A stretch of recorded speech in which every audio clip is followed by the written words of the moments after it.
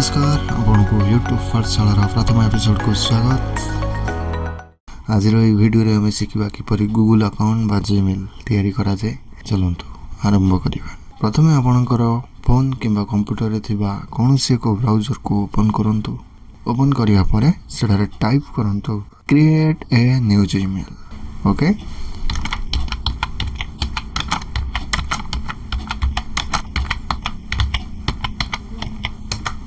Create a new Gmail type करिवा परे search button बा एंटर बटन रे क्लिक करंतु। क्लिक कला परे देखंतु किछिटा वेबसाइट आपन को शो हेबो। प्रथमे जो वेबसाइट टी शो हेउची सेटारे क्लिक करिवे। देखंतु क्लिक कला परे हमको गोटे ऑप्शन अछि क्रिएट एन अकाउंट। जदि आपनकर मोबाइल डिवाइस तो सेतिरे ए ऑप्शन टी में भी शो करू नथिबो। जदि शो करूनी टिके पेज को तळ को स्क्रॉल करंतु। ए ऑप्शन टी आपन को निश्चित शो करिवो। शो कला परे ए क्रिएट एन अकाउंट ऊपर क्लिक करंतु।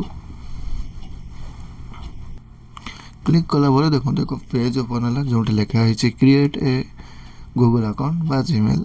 एठारे देखंतु आपनको अछि कि आपनकर फर्स्ट नेम और लास्ट नेम फिल अप करर अछि। एठी आपनको कोनोसी आपनकर लीगल नेम पचरा देबनी। आपन जे कोनोसी ना चाहिले देई परिबे कोनोसी असुविधा नै। देखो ये लास्ट नेम लिखा है ऑप्शनल। जदि आप कि ना लास्ट नेम देवा आपन को दरकार तो दिंतु। जदि आपन को दरकार नहीं तो लास्ट नेम न देले भी चलिबो। बट फर्स्ट नेम टा आपन को देबा पई पड़िबो। फर्स्ट नेम आपन को जहाँ भी देबा को चाहउचंते दियंतु। लास्ट नेम देबा को जति चाहउचंते दियंतु। जदि न देबा पई चाहउचंते न दियंतु कोनोसी असुविधा नै। मु एठारे गोटे अकाउंट क्रिएट करूची। मोर जहाँ भी बेसिक इन्फॉर्मेशन फिल अप करबार अछि त मु फिल अप करूची।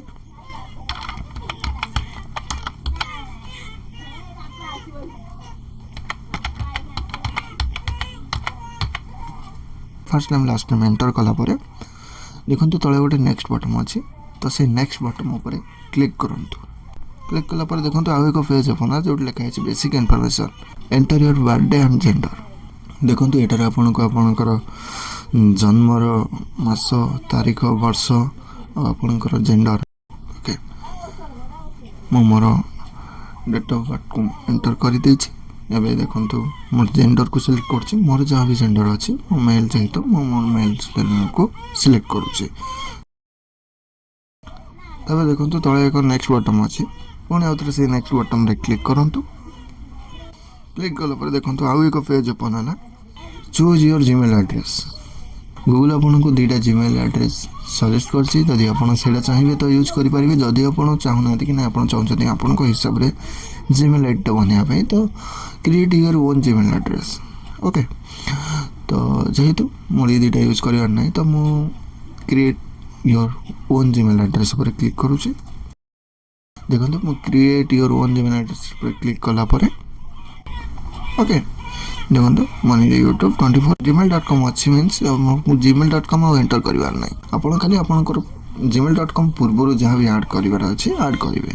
देखंतु एटा म ऐड कला परे तळे देखंतु नेक्स्ट बटन अछि। नेक्स्ट बटन रे क्लिक करूछि। देखंतु तो गोटे एरर आसिला। एरर कोन the that user name taken by another means ई यूजर नेम को आउ के जण नै जाई छथि। ओके तो हमको एबे टिके चेंज करिया पई पड़िबो। देखिबा एटा अवेलेबल अछि कि नै। हां देखंतु एटा अवेलेबल थिला। अब मैं नेक्स्ट पेज को आसी गले। हमें पासवर्ड हमर क्रिएट करिबा।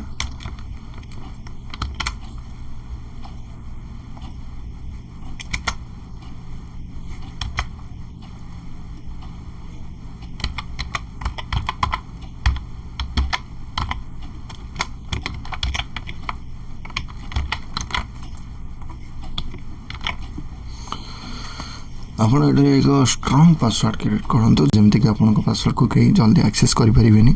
सेति पे आपण को गोटे ट्रिक कहूची मन रखि तांतु सब बेले आपण एतले करूछन्ती ना password capital letter small letter ता सहित नंबर ता सहित किछि सिंबल ऐड करके सब बेले पासवर्ड बनांतु जोटा कि आपण को पासवर्ड को कहीं जल्दी एक्सेस करि परिबेनी। देखंतु मोर मोर पासवर्ड जनरेट कर सारिया परे नेक्स्ट बटन को अछि। नेक्स्ट बटन रे क्लिक करूची। नेक्स्ट बटन रे क्लिक कला परे आउ एक page open confirm you are not a robot. देखंतु सेट लिखा है get a verification code send your phone means आपन को आपनकर मोबाइल नंबर जोटा कि ऐड करिवे से मेल एड्रेस रे ଫିଚର ଯଦି ଆପଣଙ୍କର मेल आईडी पासवर्ड भी आप भूली जाते रिकवरी करने भी साहाय्य कर आपन को। तो मुझे मोर मोबाइल नंबर को ऐड करुच्ची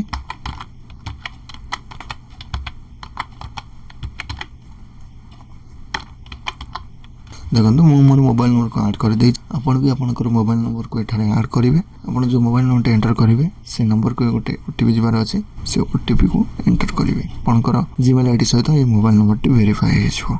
नेक्स्ट बटन रे क्लिक करबा से नंबर को गोटे ओटीपी गला से ओटीपी को एठारे एंटर करबा पड़िबो।